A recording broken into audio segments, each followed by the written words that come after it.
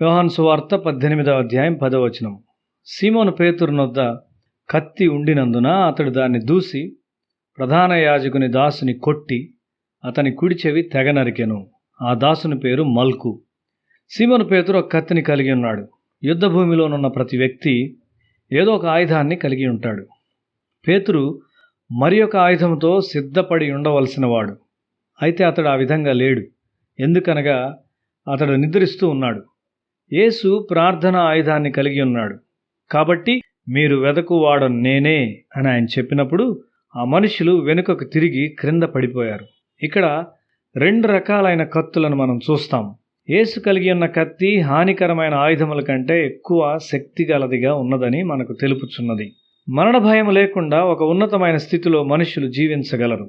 కత్తి ద్వారా ఒక ఆటంకమును ఎదుర్కొను క్రింది స్థాయి జీవితమును పేతురు ప్రదర్శిస్తూ ఉన్నాడు. తరువాత పట్టబడుట మరియు మరణ భయము అతన్ని కలవరపెట్టినప్పుడు అతడు మరి ఒక ఆయుధమును ఉపయోగించవలసి వచ్చింది. అబద్ధములు చెప్పు ఆయుధమును ఎప్పుడో అతడు వదిలివేశాడు. దేవుని వాక్యము ఆత్మ ఖడ్గముగా ఉన్నది. ఎఫెసీ పత్రిక 6వ అధ్యాయం 13 నుండి 17 వరకు యేసు ఆత్మ ఖడ్గమును ప్రార్థన అనే బండ మీద పదును పెట్టుచూ ఉన్నాడు. ఆయన తన తండ్రి సన్నిధిలో సమయాన్ని గడుపుతూ ఉన్నాడు. కాబట్టి ఏమి రానయ్యున్నదో ఆయన ముందుగా ఎరిగి ఉన్నాడు. ఇది దేవుని ప్రేమించు వారి ఆధిక్యత అయి ఉన్నది. కొన్నిసార్లు ప్రభు మనల్ని నిద్రించుటకు అనుమతించడు గాని మనలను మేల్కొల్పి మన ముందున్న ఆశించని వాటి కొరకు ప్రార్థించుటకు ముందుగా మనలను సిద్ధపరుస్తాడు. ఆత్మ ఖడ్గముతో రానయున్న దాడి కొరకు యేసు సిద్ధపడుతూ ఉన్నాడు.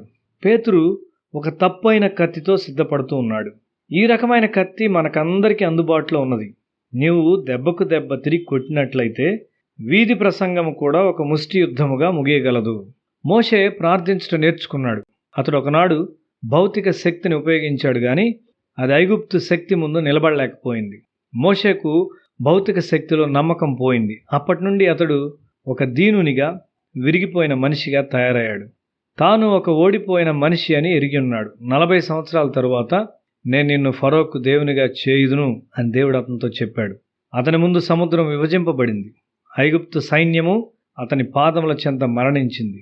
యేసు జీవితమునకు ఎన్నో సంవత్సరముల ముందు మోషే యేసు ప్రార్థనను ప్రార్థిస్తూ ఉన్నాడు. నిర్గమకాండము 32వ అధ్యాయం 32వ వచనం. నీవు వారి పాపమును ఒకవేళ పరిహరించితివా, లేని ఎడల నీవు వ్రాసిన నీ గ్రంథములో నుండి నా పేరు తుడిచివేయమని బతిమాలుకొనుచున్నానెను. మోషే ఇప్పుడు ఆత్మ ఖడ్గమును కలిగి ఉన్నాడు. నీవు ప్రార్థించినట్లయితే ఆత్మ ఖడ్గమును కలిగి ఉంటావు. నీవు ఇప్పుడు బలహీనుగా ఉండవచ్చు, కానీ ప్రార్థనలో సమయమును వెచ్చించట్లోని నమ్మకములో నీవు కొనసాగినట్లయితే నీవు కూడా ఒక దినాన ఈ ఖడ్గమును కలిగి ఉంటావు. ఈ 2 ఖడ్గములలో దేని మీద నీవు ఆధారపడి ఉన్నావో నీ బంధువులు మరియు నీవు ప్రేమించు వారందరూ పరిశీలిస్తారు. తిమోతికి రాసిన మొదటి పత్రిక 1వ అధ్యాయం 12-13 వచనాలు. పూర్వము దూషకుడును హింసకుడును హానికరుడునైన నన్ను తన పరిచర్యకు నియమించి నమ్మకమైన వానిగా ఎంచినందుకు నన్ను బలపరిచిన మన ప్రభు అయిన క్రీస్తు యేసుకు కృతజ్ఞుడనై ఉన్నాను. తెలియక అవిశ్వాసం వలన చేస్తుని గనుక కనికరింపబడితిని. ఆత్మ ఖడ్గము విశ్వాసము మరియు ప్రేమలోనికి నడిపిస్తుంది. ఈ ఖడ్గం ముందు ఏది నిలువదు.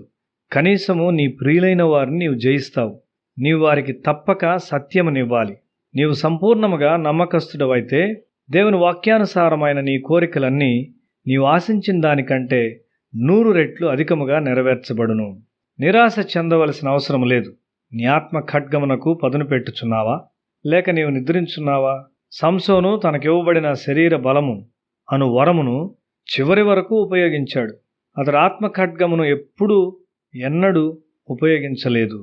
అతడు నాశనము కొరకు ఎల్లప్పుడూ వ్యతిరేక శక్తిని ఉపయోగించాడు. ఆత్మ ఖడ్గమైన ఆమోదయోగ్యమైన శక్తిని అతడు ఎన్నడూ ఉపయోగించలేదు. ఆత్మ ఖడ్గము ఒక్కటి మాత్రమే లోకమును జయించగలదు.